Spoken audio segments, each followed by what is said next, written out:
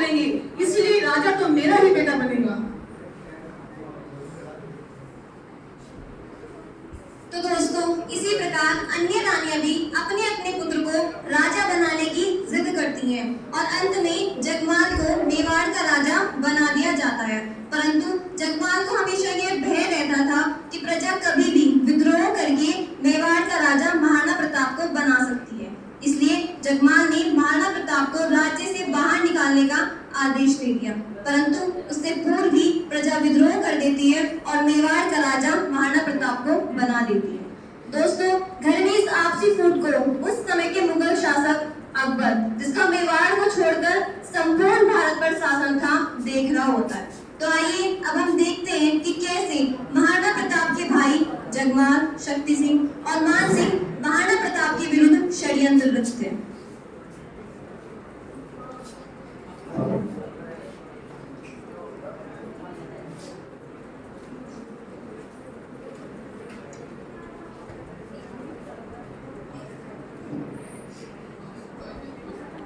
बादशाह का परचम बुलंद हो।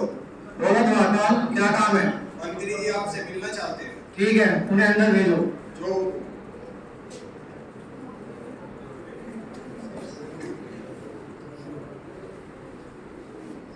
शहंशाह का इकबाल बुलंद हो। बोलो मंत्री जी। शहंशाह, हम पश्चिम क्षेत्र में मेवाड़ के कारण व्यापार नहीं कर पा रहे हैं, जिससे सल्तनत को बहुत आर्थिक नुकसान उठाना पड़ रहा है। इस विषय में आप मेवाड़ का कुछ कीजिए। ठीक है, हमारे मित्र मानसिंह को भेजिए। जो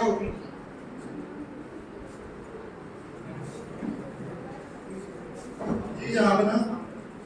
मानसिंह, हम चाहते हैं कि तुम मेवाड़ पर आक्रमण करो और इस युद्ध में महाराणा प्रताप के भाई शक्ति सिंह और जगमाल आपका साथ देंगे।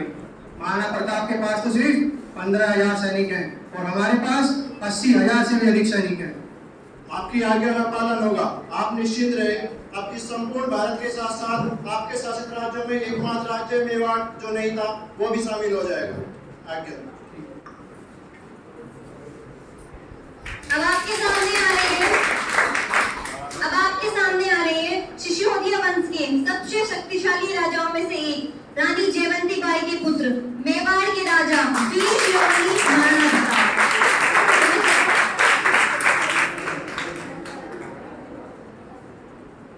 महाराज की जय हो। बोलो द्वारपाल, कैसे आना? आपसे मंत्री जी मिलना चाहते हैं। अनुमति। जो आज्ञा महाराज।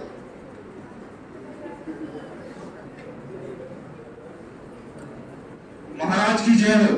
बोलो मंत्री जी, आज कैसे आना हुआ? महाराज, मान सिंह ने अकबर के कहने पर मेवाड़ पर आक्रमण कर दिया है और महाराज सूचना ये भी है कि आपके दोनों भाई जगमाल और शक्ति सिंह भी इस आक्रमण में मान सिंह का साथ देंगे।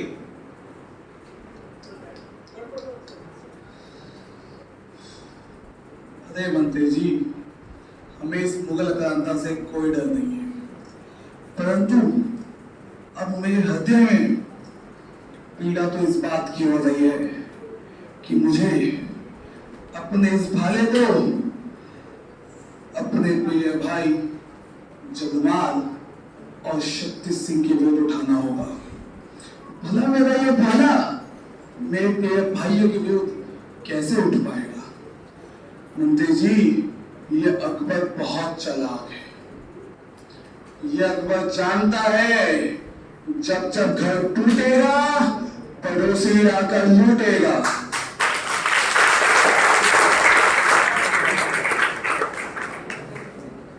और अब ये अकबर हमारे परिवार के इस आपसी फूट से बहुत परिचित हो चुका है, परंतु मंत्री जी आप निश्चित रहे, युद्ध में विजय तो हमारी ही होगी। अकबर की सेना इन अरावली पर्वतों की भौगोलिक स्थिति से बिल्कुल भी परिचित नहीं है। जब तक अकबर की सेना पहाड़ियों पर चढ़ेगी तब तक मेरी सेना, मेरा प्रत्येक क्षत्रिय, प्रत्येक भी अकबर की सेना का खात्मा कर चुका होगा।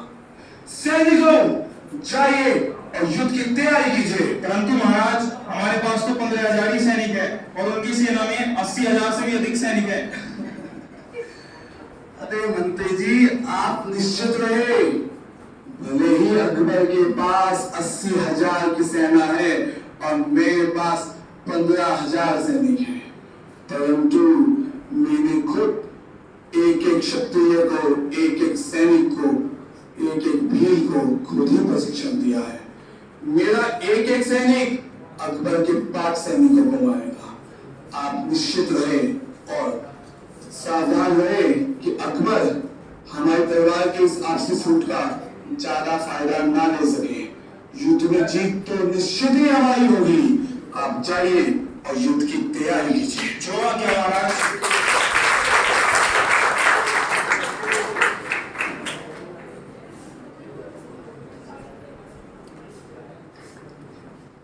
अब आपके सामने युद्ध का सबसे भावुक दृश्य दिखाया जाएगा, जब चेतक, जो महाराणा प्रताप का घोड़ा है, अपनी जान देकर महाराणा प्रताप की जान बचाता है और उसी समय वहां महाराणा प्रताप के भाई शक्ति सिंह भी आ जाते हैं।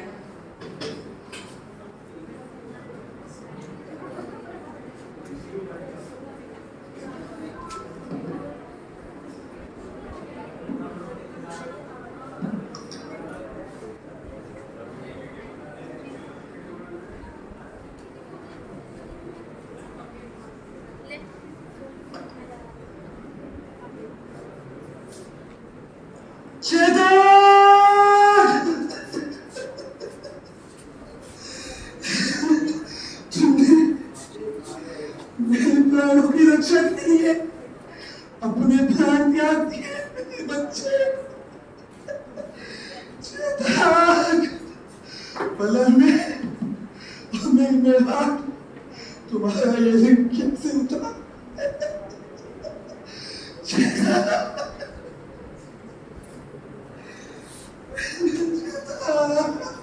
भैया मुझे माफ कर दीजिए, मैं भी लालच और जलवान के बात में आकर अपने भगवान जैसे भाई से गद्दारी कर बैठा। भैया मैंने एक बार के सैनिकों को ऊपर आने का रास्ता बताया था, मैं भाई के नाम पर कलंक हूँ भैया। हमारे हृदय में कुछ कमी रही होगी जो तुमने की गद्दारी की है। तुम जानते हो शक्ति सिंह, तुम्हारे स्कूल करके की वजह से आज मेरी सेना का विध्वंस हो रहा है। मेरा चेतक उससे अलग हो गया। शक्ति सिंह, अगर तुम मुगल सेना को आराम नहीं करो तो कुछ तुम्हारा ना बताते तो आज मेरा चेतक जिंदा होता। आज राजपुतानी भी तुम्हारा ना होते। भैया मुझे अपनी गलती को सुधारने का एक मौका दीजिए और आप मेरा घोड़ा लेकर जंगल में चले जाइए। मैं अपने चेतक को और अपनी सेना के विध्वंस होते नहीं जा सकता। भैया आपको मेरी सौगंध, आप जंगल में चले जाइए, क्योंकि अकबर भी यह जानता है जब तक आप जिंदा है उसका यह जीतना असंभव है। तुम भी बहुत चालाक हो शक्ति सिंह, तुम भी अकबर की तरह बहुत चालाक हो। तुम जानते हो कि मैं तुम्हारी सौगंध तो नहीं टाल पाऊंगा, लेकिन मैं चेतक को छोड़कर, इस सेना को छोड़कर नहीं जा सकता। आपको मेरी सौगंध भैया।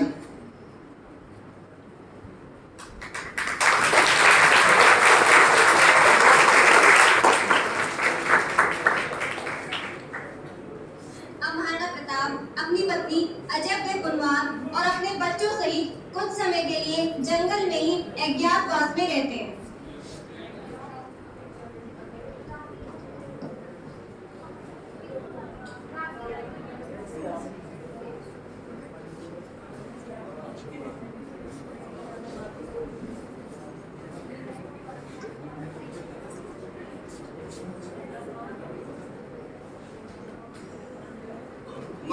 मामा बहुत तेज भूख लगी है, कुछ खाने को दो ना, मैंने बहुत देर से कुछ नहीं खाया है। देखो बेटा, मैं कुछ खाने के लिए प्रबंध करती हूँ। ठीक है माँ। महाराज, बोलो रानी। बच्चों ने काफी समय से कुछ नहीं खाया, कृपया खाने के लिए कुछ प्रबंध कीजिए। ठीक है रानी,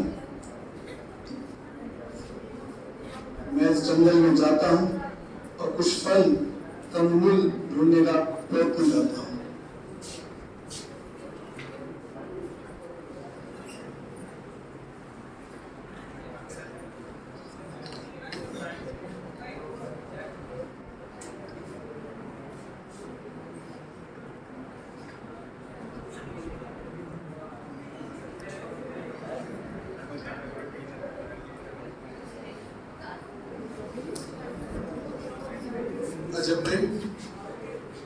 इस बंजर जमीन में मात्र ये घास ढूंढ पाया है, और मुझे आशा है कि तुम इस घास से भी कुछ खाने का प्रबंध जरूर कर दोगी।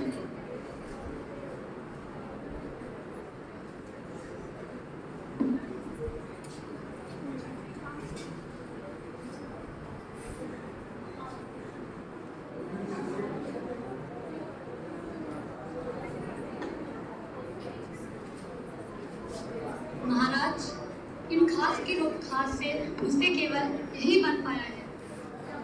मुझे आशा थी आप जरूर निश्चित ही कुछ ना कुछ बना दोगे।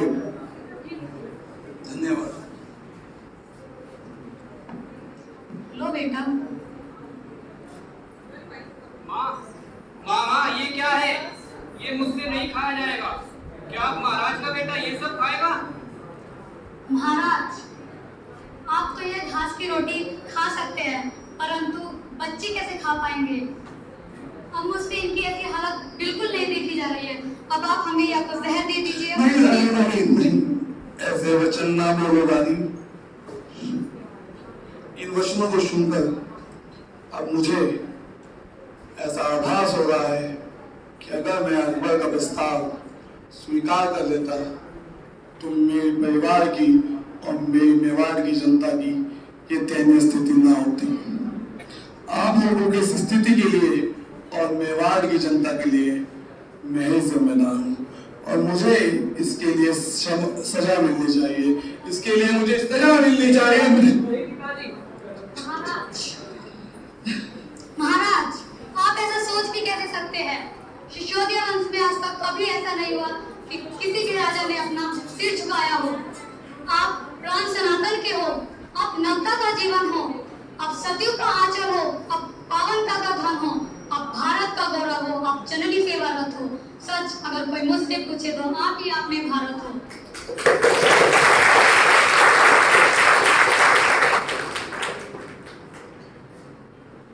अजगदई और मेरे प्रिय पुत्र ना था, और इस समग्र भारत से मैं क्षमा मांगता हूँ, जो एक राजपूत राजा होने के बावजूद, एक क्षत्रिय होने के बावजूद मैंने कायरता वाले विचार अपने मस्तिष्क में आने दिए।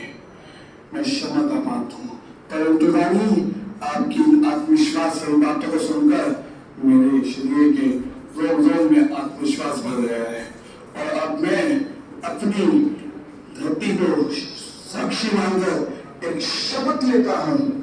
अब से मुझको विवाह शपथ, रमणियों के मधुमास शपथ, महलों के भोगविलास शपथ, सोने चांदी के पात्र शपथ, गायक के मधुमेह गान शपथ, कवि की कविता की तान शपथ, अब से हीरा मोती के ये हार शपथ, अब से मुझको ये मुस्कान शपथ, अब से मुझको ये तार शपथ। मैं महाराणा प्रताप ये पगड़ी तब तक नहीं पहनूंगा जब तक मेवाड़ के मस्तक पर चिंता की रेखाएं हैं, जब तक मेवाड़ के श्री चरणों की ओर बढ़ती मुगल बेड़ियों को काट नहीं देता, तब तक ये महाराणा प्रताप ना अपने बाल काटेगा ना अपने नाखून। जब तक स्वतंत्र देश नहीं कट सकता नख केश नहीं, मंदिर मिटने का क्लेश नहीं, कम हो सकता आवेश नहीं।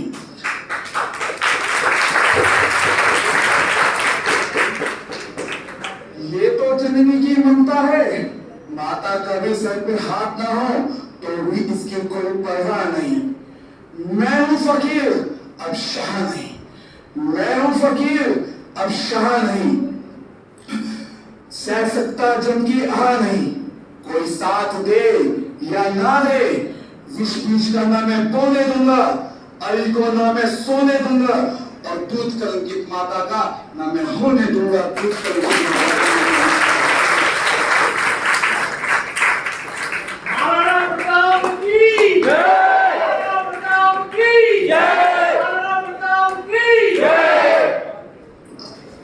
तो दोस्तों, इसी प्रकार महाराणा प्रताप ने जंगल में रहकर ही वीरों और शत्रुओं की सेना को तैयार करके बार बार अकबर पर छोटे छोटे हमले करते रहे।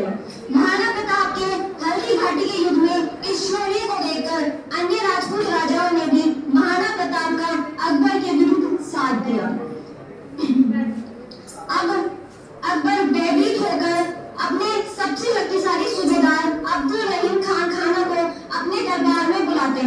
आइए अब हम देखते हैं कि अकबर क्या कहते हैं अपने सूबेदार से।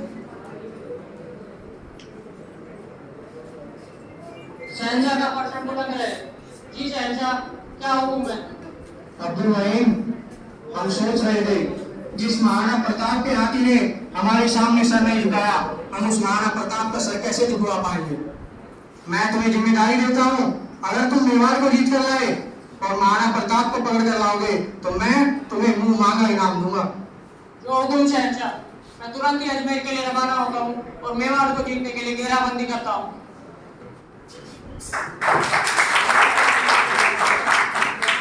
तो दोस्तों, अब्दुल रहीम मेवाड़ को जीतने की उम्मीद से अजमेर के लिए रवाना हो जाते हैं, परंतु इस बात का फायदा उठाकर महाराणा प्रताप के सेनापति अब्दुल रहीम की पत्नियों और बेटियों को बंदी बनाकर महाराणा प्रताप के सामने लेकर जाते हैं। तो आइए अब हम देखते हैं कि महाराणा प्रताप क्या उत्तर देते हैं।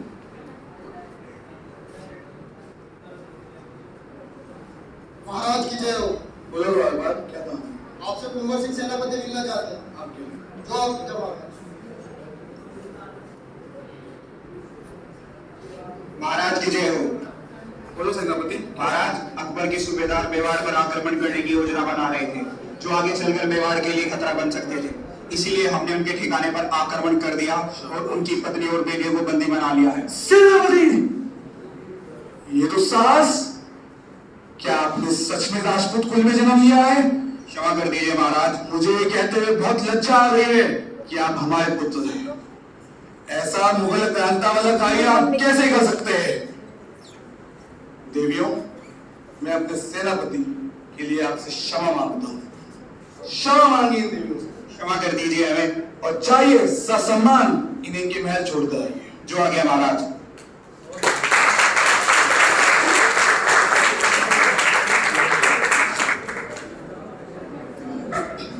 इसके बाद चालाक अकबर एक योजना बनाता है कि क्यों न कुछ ऐसा किया जाए कि संपूर्ण भारत में ये अफवाह फैला दी जाए कि महाराणा प्रताप ने मेरी जिम्मेदारी स्वीकार कर ली है, तो जरूर महाराणा प्रताप का आत्मविश्वास कमजोर पड़ेगा। इसके लिए अकबर महाराणा प्रताप के मित्र बीकानेर के राजा पृथ्वीराज राठौर को अपने दरबार में बुलाते हैं।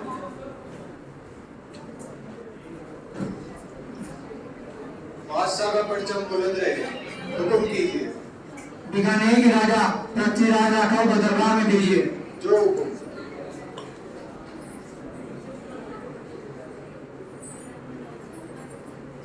जी शहंशाह। पृथ्वीराज, आज हम बहुत प्रसन्न हैं। तुम्हारे महाराणा प्रताप ने हमारी जिम्मेदारी स्वीकार कर ली है। ये सत्य है शहंशाह। जिस राजा ने मेवाड़ के लिए आधा हिंदुस्तान ठुकरा दिया हो, वो आपकी जिम्मेदारी कैसे स्वीकार कर सकता है?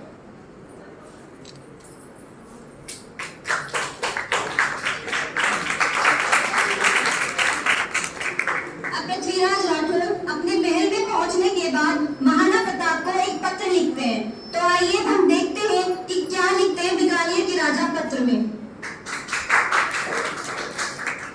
द्वारपाल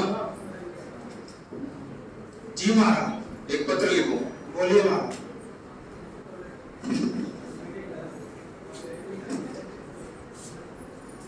मुझे विश्वास नहीं हो रहा है कि क्या अब शेर सियारों के साथ रहेगा?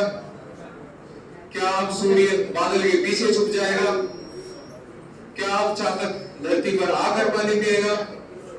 क्या अब हाथी कुत्तों के साथ जीवन यापन करेगा?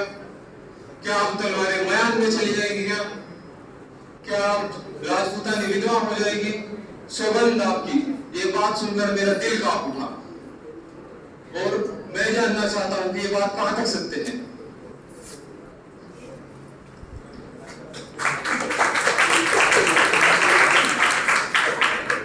तो आइए अब हम देखते हैं कि जब यह पत्र कुंवर अमर सिंह महाराणा प्रताप के पास लेकर जाते हैं तो महाराणा प्रताप क्या उत्तर देते हैं।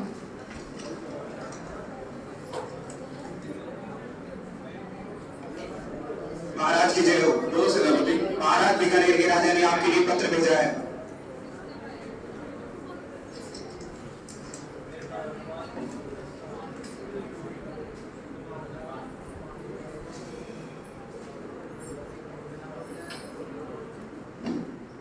सेनापति, हमारे मित्र पृथ्वीराज राठौर के लिए आप भी एक पत्र लिखिए। बादलों में वो क्षमता कहा जो सूर्य को रोक सके, शेर की मां सह सके ऐसे सियारा ने जन्म ही नहीं लिया है। धरती का पानी पीने के लिए चातक की चोंच बनी ही नहीं है, और कुत्ते की तरह जीवन जीने वाले हाथी की बात आज तक सुनी ही नहीं है। भूखा प्यासा रहकर भी मेवाड़ की रक्षा करूंगा, प्राण जाने दूंगा पर मेवाड़ नहीं जाने दूंगा।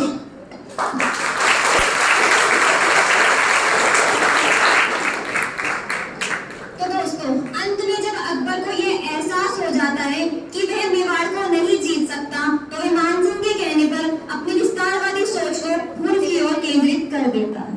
कुछ समय बाद महाराणा प्रताप जब एक दिन शिकार के लिए जंगल में जाते हैं तो एक शेर द्वारा हमला करने की वजह से गंभीर रूप से घायल हो जाते हैं, और कुछ समय बाद ही महाराणा प्रताप का स्वर्गवास हो जाता है। परंतु अपने अंतिम समय में महाराणा प्रताप अपने सभी मित्रों को अपने पास बुलाते हैं। तो आइए अब हम देखते हैं कि महाराणा प्रताप अपने सभी मित्रों से क्या कहते हैं।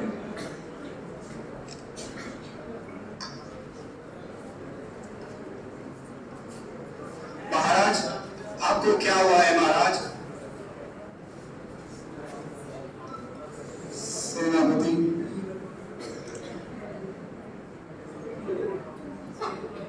मैंने आपको अपने स्वास्थ्य की जानकारी के लिए नहीं बुलाया है।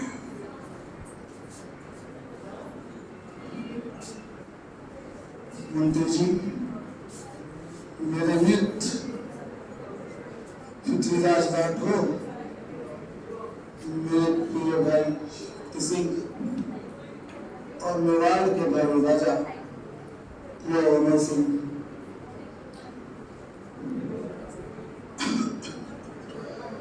मैंने आप लोगों को एक वचन लेने के लिए बुलाया है।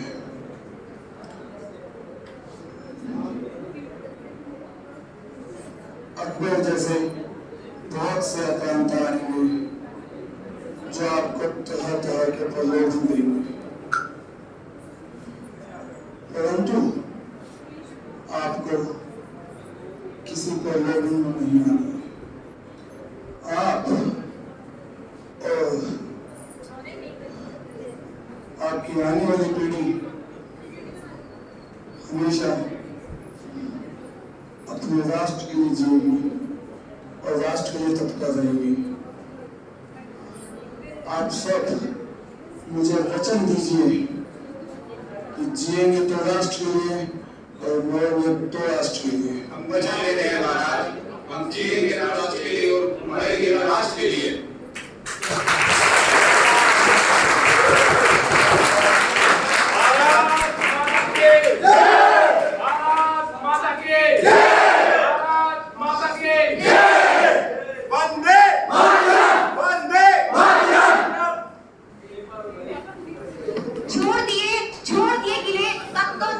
छोड़ दिए किले, तख्तो ताज, नकली सम्मान, ऐशो आराम।